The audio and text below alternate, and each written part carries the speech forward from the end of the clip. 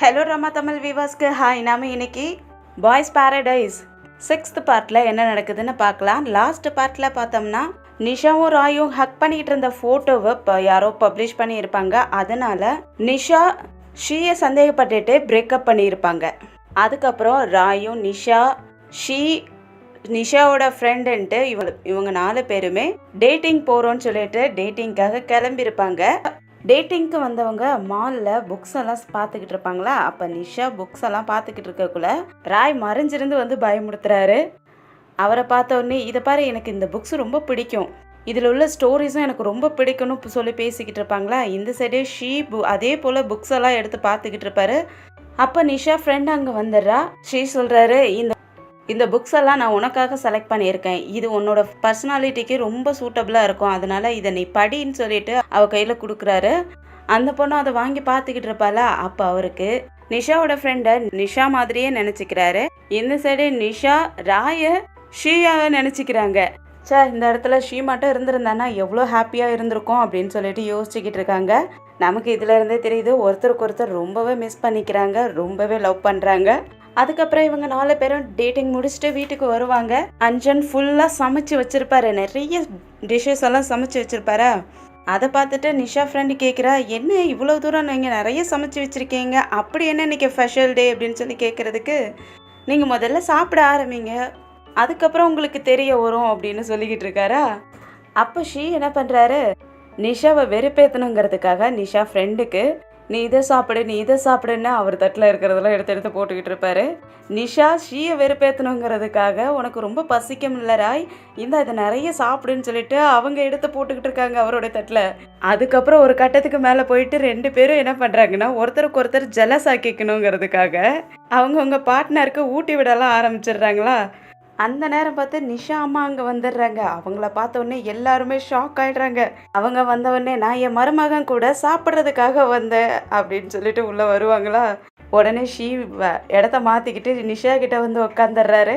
நிஷா அம்மாவுக்கு தான் எல்லா விஷயமுமே தெரியுமே, இவங்க 2 பேரும் தான் அவங்கக்கிட்ட மறைக்கிறோன்னு சொல்லிட்டு நாடகம் பண்ணிக்கிட்டு இருப்பாங்க. ஆனால் அவங்களுக்கு எல்லா விஷயம் ஆல்ரெடி நிஞ்சான்னு எல்லாம் சொல்லியிருப்பாரு. அதனால் அவங்களுக்கு நிஷாவோட ஃப்ரெண்டு மேலே ரொம்பவே கோபமாகுது.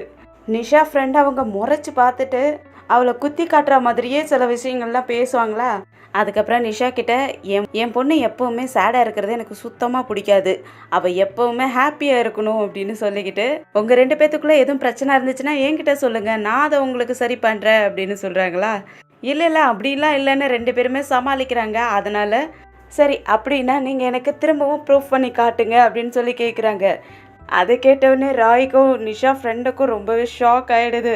ஆனால் ஷீயுக்கு செம்ம குஷி ஆகிடுது. அவரை டக்குன்னு எடுத்த உடனே நிஷாவுக்கு கிஸ் பண்ணிடுறாரு. அதை பார்த்த உடனே அவங்க அம்மாவுக்கும் அஞ்சானுக்கும் ரொம்ப ஹாப்பி ஆகிடுது. அவங்க 2 பேரும் சிரிச்சுக்கிட்டே ஹாப்பியாக இருப்பாங்க. அதுக்கப்புறம் அவங்க அம்மாவும் அங்கேருந்து கிளம்பிடுறாங்க.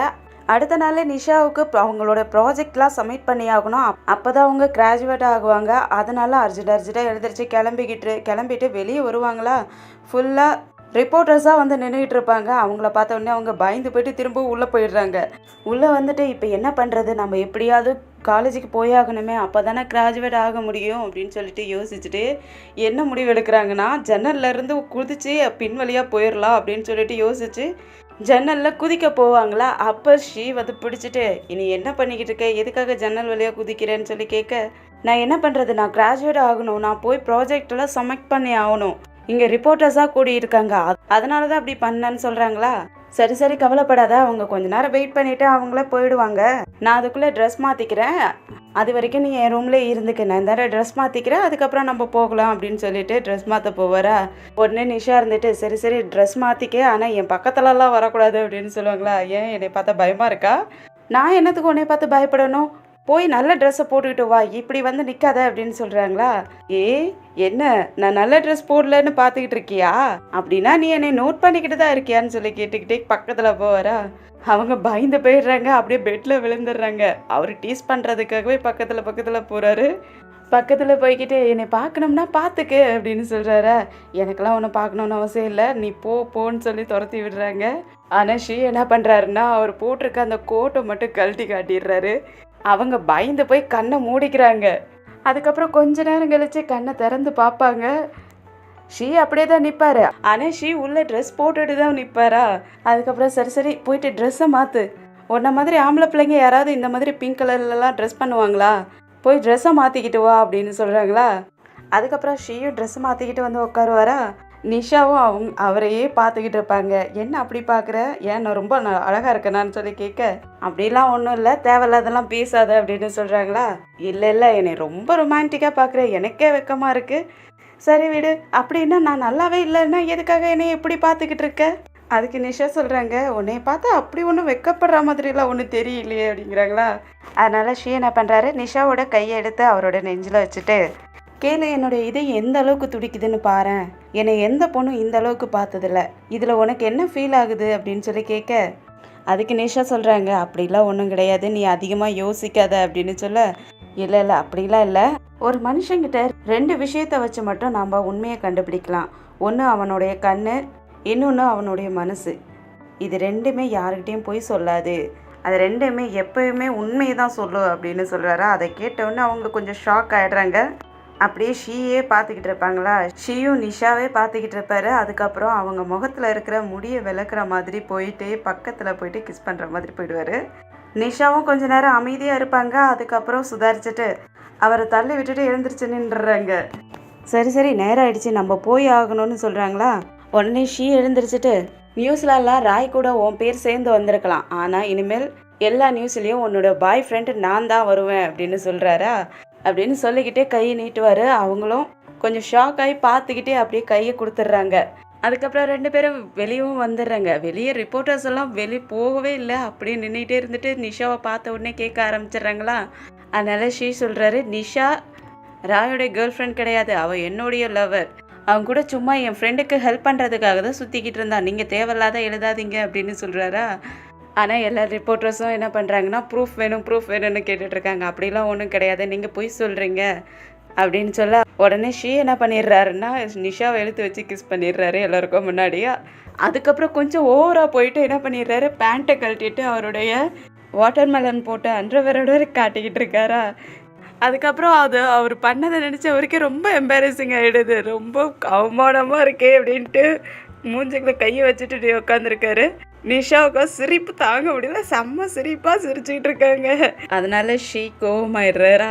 அதுக்கப்புறம் நிஷா பார்த்துட்டு அவருடைய கன்னத்தை பிடிச்சி வச்சுக்கிட்டு, எனக்கு நீ ஹெல்ப் பண்ணதுக்கு ரொம்ப தேங்க்ஸ், உனக்கு ஏதாவது கஷ்டம் வந்துச்சுன்னா நான் அதுக்கு உனக்கு ஹெல்ப் பண்ணுறேன் அப்படின்னு சொல்கிறாங்களா. அதனால ஷீ கேட்குறாரு, அப்படின்னா நீ எனக்காக திரும்பவும் இந்த மாதிரி சொல்லுவியான்னு கேட்குறாரு. உடனே நிஷா இருந்துட்டு இல்லை அப்படின்னு சொல்லிட்டு அவங்க ஷூ கால் இருக்குமா அதை சரி பண்ணிக்கிட்டு இருப்பாங்க. ஆனால் ஷீக்கு ரொம்ப குஷி ஆகிடுது, ஹாப்பி ஆகிட்டு நிஷா கிட்ட வா போகலாம் அப்படின்னு சொல்லிட்டு கையை நீட்டு வரா. அவங்க என்ன பண்ணுறாங்க, அவங்களோட ஹேண்ட்பேக்கை அவர் கையில் கொடுக்குறாங்க. அந்த ஹேண்ட்பேக்கை அவர் இன்னொரு கையில் மாற்றிக்கிட்டு திரும்பவும் கையை நீட்டுவார். அதனால் நிஷா என்ன பண்ணிடுறாங்கன்னா அவங்க பேக்கை வாங்கிக்கிட்டு அப்புறம் அவர் கையும் பிடிச்சிக்கிட்டு கிளம்பிடுறாங்க. அடுத்த சைடில் ஸ்கூலில் தான் காட்டுறாங்க. ஸ்கூலில் பார்த்தா எல்லா இடத்துலையுமே ஷீ நிஷாவை கிஸ் பண்ணியிருந்தார் இல்லையா, அதே தான் ஓடிக்கிட்டு இருக்குமா. அதை பார்த்துட்டு மற்ற ஸ்கூல் பிள்ளைங்க எல்லாருமே நிஷாவை தப்பாக பேசிக்கிட்டு இருப்பாங்க. இந்த சீப்பான பொண்ணாக இருப்பா போல இருக்கு, யாருக்கிட்டனாலும் கிஸ் பண்ணிக்கிட்டு இருக்கா, அதுவும் இப்போ தான் ஃப்ரெண்டோடைய பாய் ஃப்ரெண்டுக்கிட்டே கிஸ் பண்ணிக்கிட்டு இருக்காளே அப்படின்னு சொல்லிட்டு எல்லா பசங்களும் நிஷாவை பிடிச்சி திட்டிக்கிட்டு இருப்பாங்க. அப்போ அங்கே நிஷா ஃப்ரெண்டும் அங்கே வந்துடுறா. நிஷாவுக்கும் அதை பார்த்து ஒரு மாதிரி ஆயிடுது. நிஷாவும் அவங்க ஃப்ரெண்டை பார்த்துடுறாங்க, போயிட்டு சமாதானப்படுத்தலான்னு கூப்பிடுறாங்க. ஆனால் அவங்க கோவப்பட்டுட்டு கையை உதற விட்டுட்டு அந்த பொண்ணு அங்கேருந்து போயிடுறாளா. நிஷாவும் கூப்பிட்டு பார்க்குறாங்க, ஆனால் அந்த பொண்ணு திரும்பி கூட பார்க்காத ஓடி போயிடுறாளா. அதுக்கப்புறம் கொஞ்ச நேரத்தில் ராய் அங்கே வந்துடுறாரு. ராய் வந்துட்டு நிஷா கையை பிடிச்சி இழுத்துக்கிட்டு, நான் உங்ககிட்ட முக்கியமான ஒரு விஷயத்தை பற்றி பேசணும், வா என் கூடன்னு சொல்லி இழுத்துட்டு போகிறாரு. ஆனால் நிஷா இல்லை என்னால் வர முடியாதுன்ட்டு கையை உதறி விட்டுட்டு அங்கேருந்து போயிடுறாங்க. ராய் பின்னாடியே போக பார்ப்பாரா, ஆனால் அவங்க ஃபேன்ஸ் எல்லாம் விட மாட்டேங்கிறாங்க, பிடிச்சிக்கிறாங்க. நிஷா வந்துக்கிட்டு இருந்தாங்க இல்லையா, அப்போ நிஷாவோட ஃப்ரெண்ட்ஸுன்னு 2 பேர் வருவாங்க. அவங்கக்கிட்ட பார்த்து பேசலான்ட்டு போவாங்களா. ஆனால் அந்த பொண்ணுங்க நிஷாவை பிடிச்சி திட்ட ஆரம்பிச்சிடுறாங்க. நீ இந்த மாதிரி சீப்பான பொண்ணா, அதுவும் உன்னோட ஃப்ரெண்டோடைய பாய் ஃப்ரெண்டே பிடிச்சிக்கிட்டியா அப்படின்னு சொல்லிட்டு ரொம்ப கேவலமாக பேசி துரத்தி விட்டுறாங்க. அதனால் நிஷாவுக்கு ரொம்ப மனசு கஷ்டமாயிடுது. அதுக்கப்புறம் அவங்க அழுதுகிட்டே வெளியே வந்துடுறாங்க. ஒரு டாக்ஸி புக் பண்ணிவிட்டு வீட்டுக்கு போகலான்ட்டு கிளம்புவாங்களா. அப்போ அந்த டாக்ஸி கொஞ்ச நேரத்தில் ஆக்சிடெண்ட் ஆகிடுது. நிஷாவையும் ஹாஸ்பிட்டலில் அட்மிட் பண்ணிடுறாங்க. அப்போ அவங்க அம்மா அங்கே அழுதுகிட்டே ஓடியாராங்க. அப்போ அஞ்சான் தான் அவங்கள சமாதானப்படுத்திக்கிட்டு இருக்காரு. அப்புறம் நிஷாவுக்கு மயக்கம் தெளியறதுக்கு 2 நாள் ஆயிடுது. பக்கத்துலேயே அவங்க அம்மா உட்காந்துருக்காங்க. பார்த்துட்டு எப்படிம்மா இருக்க, என்ன ஆச்சுன்னு சொல்லி கேட்குறாங்க. எனக்கு என்ன ஆச்சும்மா, நான் ஏன் இங்கே இருக்கேன் அப்படின்னு சொல்லி அவங்க கேட்குறாங்களா. அதனால் அவங்க அம்மாவும் ரொம்ப எமோஷ்னல் ஆயிடுறாங்க. என் உயிரே எனக்கு போயிடுச்சுமா, நீ மட்டும் இல்லைன்னா நானும் உன் கூடயே செத்துருப்பேன், எனக்கு நீ மட்டும்தான் இருக்க, நீ மட்டும்தான் எனக்கு முக்கியம் அப்படின்னு சொல்லி பாசமாக பேசுகிறாங்களா. அதனால் நிஷாவும் சாரிம்மா நான் உங்களை கஷ்டப்படுத்திட்டேன் அப்படின்னு சொல்ல, சரி சரி விடு, அதெல்லாம் ஒன்றும் பிரச்சனை இல்லை, நீ படுத்து ரெஸ்ட் எடு, நான் போயிட்டு வரேன், எனக்கு கொஞ்சம் வேலை இருக்குன்னு சொல்லிட்டு கிளம்பிடுறாங்களா. வெளியே வந்து பார்த்தா ஷீ வெயிட் பண்ணிக்கிட்டே இருப்பார். எல்லாரும் போயிருப்பாங்க, ஷீ மட்டும் இருப்பாரா. அவர்கிட்ட நீங்கள் இன்னும் போகலையான்னு சொல்லி அவங்க நிஷா அம்மா கேட்குறதுக்கு, இல்லை நான் போகலை, நிஷாவுக்கு உடம்பு சரியானது அப்புறம் நான் போகிறேன் அப்படின்னு சொல்கிறாரு. அப்படியா, அவள் இப்போ தூங்கிக்கிட்டு இருக்காப்பா, வா நம்ம தனியாக உட்காந்து பேசலான்னு சொல்லிட்டு அவரை தனியாக கூட்டிகிட்டு வந்து பேசுகிறாங்க. ஷீ இப்படி அக்கறையாக இருக்கிறத பார்த்து அவங்களுக்கு ரொம்ப ஹாப்பியாக இருக்குது.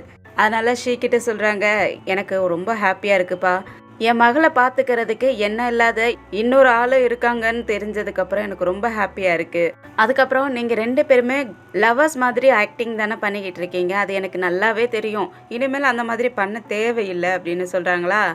ஆனால் ஷீ சொல்கிறாரு, ஆமாம்மா நாங்கள் நடிச்சுக்கிட்டு தான் இருந்தோம், ஆனால் எனக்கு இன்னொரு சான்ஸ் கொடுக்குறீங்களா, நான் நிஷாவை ரொம்பவே லவ் பண்ணுறேன் அப்படின்னு சொல்கிறாரா. அதனால் நிஷா அம்மா சொல்கிறாங்க, எனக்கும் ரொம்ப சந்தோஷம், நீ என்னுடைய ஃப்யூச்சர் சன்னில்லாவா ஆனீன்னா எனக்கு ரொம்ப சந்தோஷமாக இருக்கும், ஆனால் இந்த டிசிஷனை நிஷா தான் எடுத்தாகணும் அப்படின்னு சொல்கிறாங்களா. அதுக்கு ஸ்ரீ சொல்கிறாரு, நீங்கள் ஒன்றும் கவலைப்படாதீங்கம்மா, நான் கண்டிப்பாக நிஷாவை என்னை காதலிக்க வைப்பேன், கண்டிப்பாக அவள் என்னை லவ் பண்ணுவா அப்படின்னு சொல்கிறாங்களா.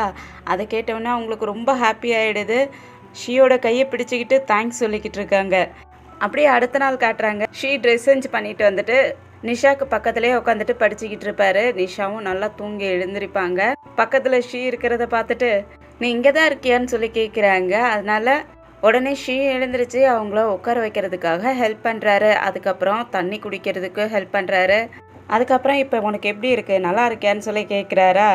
ஏன் நான் எழுந்திரிச்சது உனக்கு பிடிக்கலையா, நான் செத்துடணும்னு நினச்சியா அப்படின்னு சொல்லி கேட்குறாங்க.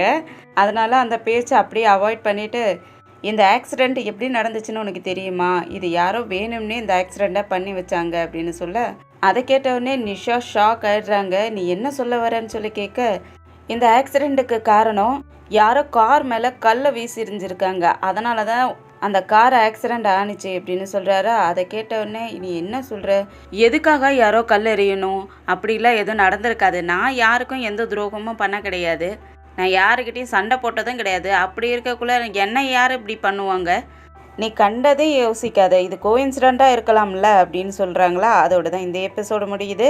ஃப்ரெண்ட்ஸ், ஐ ஹோப் இந்த எபிசோடு உங்களுக்கு பிடிச்சிருக்குன்னு நினைக்கிறேன்.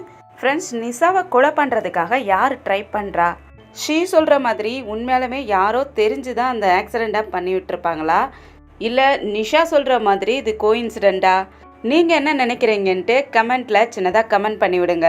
அப்படியே இந்த வீடியோ பிடிச்சிருந்துச்சுன்னா லைக் பண்ணுங்கள், உங்கள் ஃப்ரெண்ட்ஸ் அண்ட் ஃபேமிலிக்கு ஷேர் பண்ணுங்கள். அப்படியே நம்ம சேனலை சப்ஸ்கிரைப் பண்ணி ஆல்ங்கிற பெல் ஐக்கனை கிளிக் பண்ணி வச்சுக்கிங்க. அப்போ தான் நான் போடுற வீடியோவோட நோட்டிஃபிகேஷன் உங்களுக்கு வந்து சேரும். நம்ம அடுத்த எபிசோடில் சந்திக்கிற வரைக்கும் பாய் அண்ட் தேங்க்யூ.